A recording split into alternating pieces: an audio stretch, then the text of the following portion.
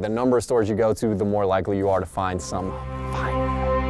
More than enough clothes have already been made to make everyone look fashionable. It's like a treasure hunt. Bro, that's art. A lot of people like the nostalgia of vintage clothes. Straight up. Saving money, that's a big part of it. You're wearing it for pennies on the dollar and that you know your secret. You just see that little hit of visual flavor. Other people just like dive in. Looking cool and unique. If I go into like a normal retail store, 25 of the exact same shirt, the exact same dress. I definitely like being in the trenches. I'm like a trench warrior, so I like digging for all the finds. It's like a cheat code of life, honestly, being in the thrift. At the beginning, it was all about, you know, inspiring people, showing people that you don't have to Leader, dude. like go to the mall and buy a $30 shirt. You can find something just as good at the thrift store.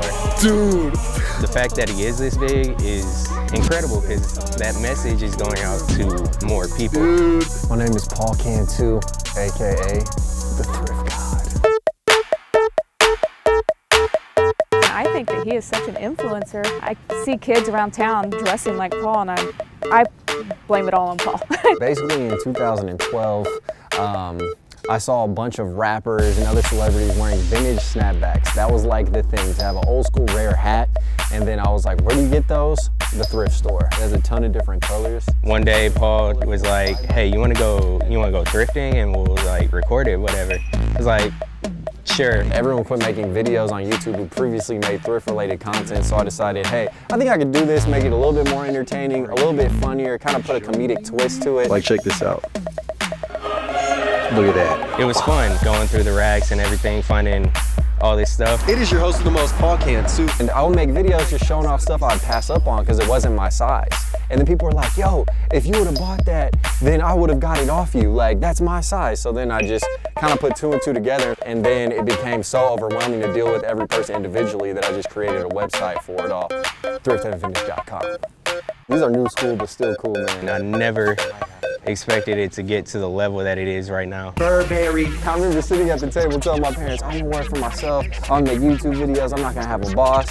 And they would laugh at me at the table. And basically I just pursued it like all out while I was in college. And then by the time I got out, it was self-sustaining as a business. I mean, they were like, why are you bringing all these clothes inside? And then they would see me leaving with just bundles of packages of clothes I sold. And they're like, And then now I have a house, so. Then I got this really crazy that this is actually like blowing up like this.